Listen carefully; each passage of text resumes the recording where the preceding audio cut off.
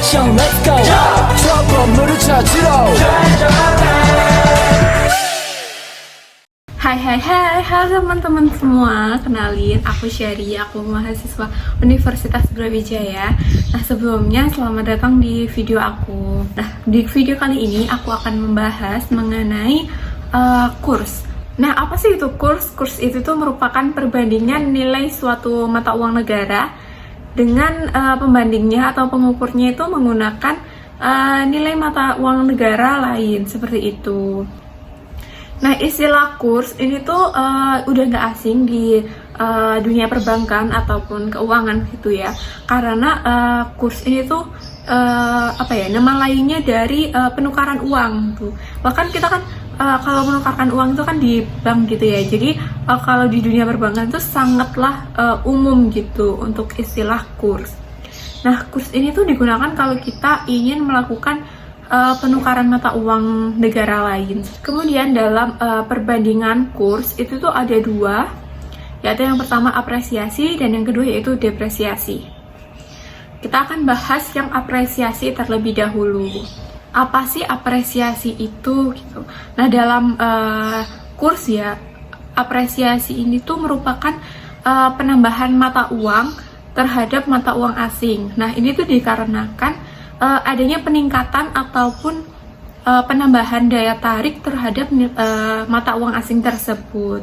Nah, sedangkan apa sih itu depresiasi? Maksudnya apresiasi dan depresiasi ini kan pasangan ya. Maksudnya apresiasi itu merupakan peningkatan, sedangkan depresiasi ini penurunan. Sehingga bisa diartikan bahwa depresiasi ini tuh penurunan mata uang terhadap mata uang asing lainnya. Nah, ini tuh bisa disebabkan sama seperti apresiasi tadi.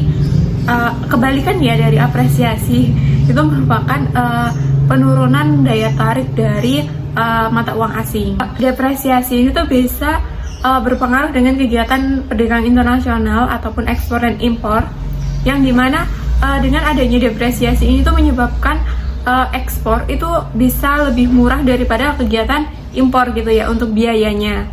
Kemudian untuk jenis-jenis kurs, nah ini tuh yang aku pahami, yang aku dapat ya materinya, ini itu ada 3 jenis kurs. Yang pertama ada kurs jual, kedua yaitu kurs beli, dan yang terakhir yaitu kurs tengah.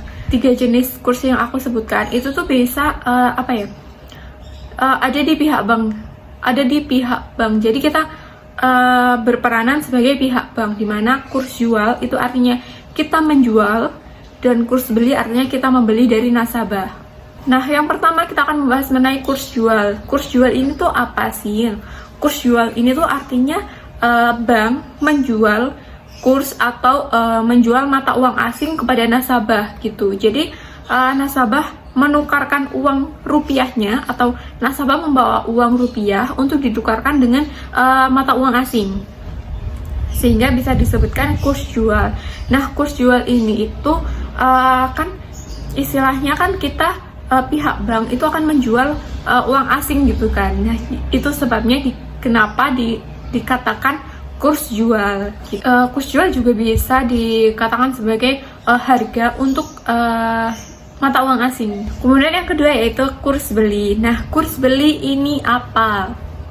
Kurs beli ini itu merupakan pihak bank membeli uang asing pada nasabah. Bukan semata-mata pihak bank atau pegawai bank akan keliling ke nasabahnya untuk membeli uang asing. Itu enggak, itu salah ya guys. Nasabah datang ke bank dengan membawa uang asing atau mata uang asing untuk ditukarkan ke bank menjadi mata uang rupiah, seperti itu. Kemudian lanjut di yang ketiga, yang terakhir, yaitu kurs tengah. Merupakan gabungan dari kurs jual dan kurs beli. Kenapa? Karena ini tuh digunakan untuk sebenarnya kurs tengah ini setahu saya itu digunakan untuk pencatatan di bank ataupun pencatatan keuangan gitu ya. Nah, ini tuh digunakan kurs tengah itu caranya itu seperti ini. Jadi kurs jual dan kurs beli itu ditambahkan, dijumlahkan, kemudian dibagi 2. Nah, itu akan menjadi kurs tengah dari pada saat mata uang pada saat itu. Biasanya kurs tengah ini yang aku katakan sebelumnya, dia digunakan untuk digunakan untuk pelaporan di keuangan gitu ya. Nah, selanjutnya kita akan bahas mengenai jenis transaksi kurs dalam pasar valuta asing. Nah, dalam transaksi kurs di pasar valuta asing ini tuh ada 3 jenis, yaitu yang pertama transaksi swap, yang kedua yaitu transaksi berjangka, dan yang ketiga yaitu transaksi spot. Nah, kita akan bahas satu persatu mengenai 3 transaksi tersebut. Nah, yang pertama kita akan bahas transaksi swap. Nah, apa sih itu transaksi swap? Nah, transaksi swap ini tuh merupakan transaksi di mana bisa melakukan penjualan dan pembelian dalam satu waktu yang sama, akan tetapi berjangka, tidak pada hari itu juga. Maksudnya berjangka ini tuh mungkin bisa tahun depan, ataupun bulan depan, ataupun ya pokoknya transaksi yang dilakukan di masa depan, akan tetapi dilakukan pembelian dan penjualan secara bersamaan. Kemudian yang kedua yaitu transaksi berjangka. Nah, apa sih transaksi berjangka ini tuh? Nah, jadi transaksi berjangka itu merupakan transaksi valuta asing yang dimana uangnya ini tuh diberikan secara berjangka. Maksudnya berjangka sama kayak tadi, dia ada waktu untuk tidak diberikan langsung uangnya pada saat hari itu juga. Biasanya jangka waktu yang digunakan itu misal 2 hari ataupun lebih dari berlangsungnya transaksi tersebut. Jadi misalkan hari Senin nasabah Bank C itu melakukan transaksi berjangka, sehingga kemungkinan hari Selasa, Rabu, hari Rabu atau hari Kamisnya bisa melakukan penerimaan valuta asing. Nah, yang ketiga yaitu transaksi spot, di mana transaksi ini tuh transaksi valuta asing yang berlangsung dan hanya berlangsung 1 hari, karena setelah berlangsungnya transaksi, nasabah tersebut akan mendapatkan uang langsung. Nah, biasanya transaksi spot ini tuh digunakan untuk nasabah yang memang memiliki kebutuhan mendesak seperti itu. Jadi kan hanya perlu waktu pada saat melakukan transaksi itu. Jadi nggak memerlukan waktu yang lama untuk mendapatkan valuta asing tersebut. Nah, faktor apa aja sih yang bisa mengaruhi kurs itu? Nah, ini tuh ada 5 faktor. Yang pertama yaitu neraca pembayaran. Kenapa neraca pembayaran menjadi salah satu faktor yang bisa mempengaruhi kurs? Ini tuh karena kalau misalkan neraca pembayaran itu aktif, maka dia akan dapat meningkatkan permintaan debitur asing untuk membeli mata uang lokal, sehingga kan nilai mata uang lokal kan akan meningkat gitu ya. Kemudian untuk neraca pembayaran yang pasif, dia akan menurunkan nilai tukar mata uang asing, karena ini tuh debitur di dalam negeri kan akan menjual asetnya untuk menggunakan mata uang asing tersebut, kayak gitu. Kalau misalnya nggak paham, maaf ya. Kemudian yang kedua yaitu ada inflasi, dimana inflasi ini kan pasti sangat berpengaruh gitu ya di suatu negara gitu. Nah, kalau misalkan di suatu negara itu terjadi inflasi, otomatis kan akan terjadinya depresiasi. Ingat gak tadi apa yang aku jelasin mengenai depresiasi? Ya benar, depresiasi tadi itu kalau misalnya nggak ingat, tonton lagi ya. Nah, depresiasi itu kan menyebabkan permintaan dari nasabah ataupun dari konsumen itu kan menurun ya. Nah, itu bisa mempengaruhi kegiatan ekspor impor kan. Nah, di situ jadinya inflasi kan turun juga. Jadi dia akan kayak, kalau kegiatan ekspor impor turun, otomatis kan pemasukan kita ataupun devisa negara kita kan juga akan berkurang gitu ya, kayak gak bakalan naik lagi, gak bakalan nambah lagi kayak gitu. Nah, kemudian yang ketiga yaitu suku bunga. Nah, kenapa sih suku bunga ini bisa mempengaruhi kurs gitu ya? Ini tuh karena kalau misalkan suku bunga yang ada di dalam negeri ini tuh turun ya, ataupun sedikit ataupun rendah gitu, itu akan mengurangi minat dari investor luar negeri untuk menginvestasikan uangnya di bank kita gitu, di bank lokal kita gitu. kayak gitu, ataupun dia tidak, ataupun investornya nggak akan tertarik untuk nanam modal di negara kita atau di negara lokal itulah pokoknya. Nah itu kan bisa jadi depresiasi ya, ataupun ini bisa sebaliknya, bisa apresiasi. Kenapa? Karena kalau kita suku bunga di bank kita itu tinggi, ini yang aku bicarain itu suku bunga dalam simpanan ya, suku bunga itu tinggi, maka investor-investor luar itu kan akan tertarik gitu ya untuk menanamkan modal ataupun berinvestasi di negara kita atau di bank kita gitu. Kemudian yang keempat yaitu neraca perdagangan. Nah apa sih neraca perdagangan, kok bisa mempengaruhi kurs kita gitu? Neraca perdagangan itu tuh masih berkaitan dengan perdagangan internasional, di mana adanya kegiatan ekspor dan impor. Misalkan nih kalau kita unggul dalam kegiatan ekspor ya, artinya kan banyak uang atau valuta asing yang masuk di negara kita. Nah itu kan akan meningkatkan devisa negara. Nah itu juga pastinya akan meningkatkan kurs kita agar bisa kurs kita itu pokoknya bakal naik kalau devisa kita naik gitu kan. Begitu juga sebaliknya kalau kegiatan impor kita itu semakin banyak kan otomatis ya uang di negara kita kan semakin dikit gitu ya, jadi akan mengalami depresiasi.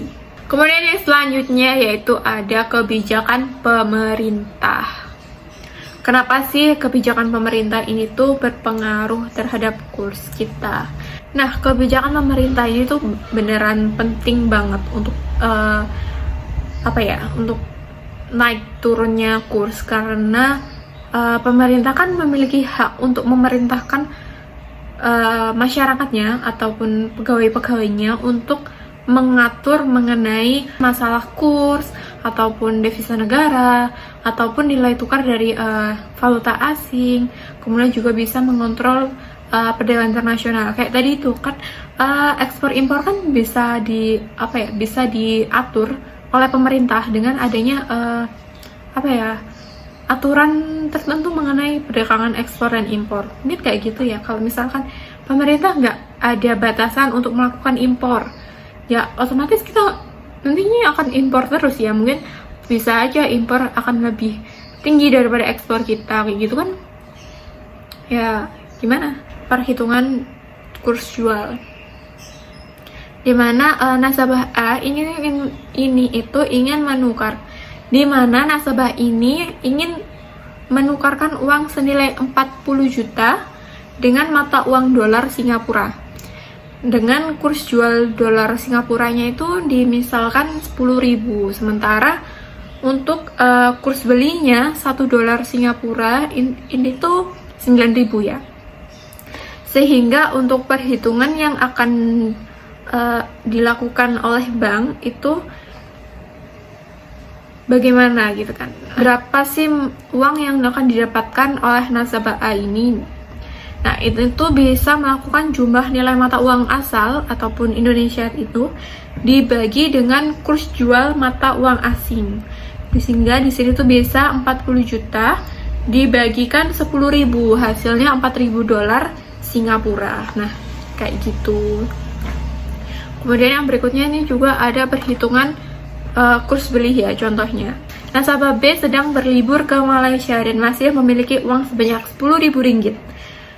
Ketika ke Indonesia, nasabah menukarkan uang tersebut dengan kurs jual 1 ringgit pada saat itu adalah 2.500 dan kurs belinya 2.000. Maka perhitungan uang rupiah yang akan diterima oleh nasabah B itu berapa jumlahnya? Kalau di kurs beli itu tuh artinya itu dikalikan ya.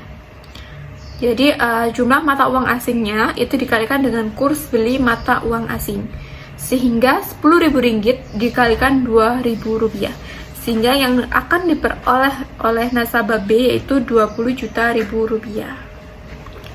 Kayak gitu. Kemudian materi berikutnya yaitu sistem kurs. Ini ada 3, yaitu yang pertama ada kurs mengambang, kedua kurs mengambang terkendali, dan ketiga kurs tetap. Pada kurs mengambang ini merupakan kebijakan merupakan kebijakan nilai mata uang sebuah negara terhadap mata uang asingnya yang murni ditentukan oleh mekanisme penawaran dan permintaan dengan penentuan kurs yang bebas dari intervensi pemerintahan atau bank sentral. Jadi ini tuh nggak terikat sama bank sentral. Jadi ini pure murni sesuai dengan harga pasarnya memang pada saat itu. Kemudian yang kedua yaitu mengambang terkendali, di mana ini tuh merupakan gabungan antara sistem kurs mengambang dan pengendalian pemerintah. Nah, di kurs mengambang terkendali ini tuh ada peranan dari kebijakan yang ditujukan agar nilai mata uang ini tuh tetap merefleksikan kondisi pasar valuta asing yang terjadi sebenarnya. Akan tetapi agar tidak menimbulkan masalah terhadap kegiatan ekspor dan impor serta neraca pembayaran jika kurs tersebut itu terjadi terjun bebas atau penurunan tajam gitu. Kemudian yang terakhir yaitu kurs tetap, di mana nilai tukar mata uang ini tuh ditentukan oleh kebijakan pemerintah sehingga dia menggunakan suku bunga bank sentral. Nah, kalau misalkan pada saat itu kurs melemah sehingga pemerintah akan membeli valuta asing untuk menggunakan cadangan devisa demi menstabilkan nilai tukar tersebut gitu ya. Sehingga kalau misalkan kursnya menguat, pemerintah akan menjual valuta asing yang dimiliki tadi untuk meningkatkan suplai mata uang asing di pasar falas agar kurs bisa kembali ke posisi semula ataupun posisi netral. Mungkin sekian dari aku, terima kasih sudah menonton video ini. Dan sampai jumpa di video berikutnya guys. Bye bye.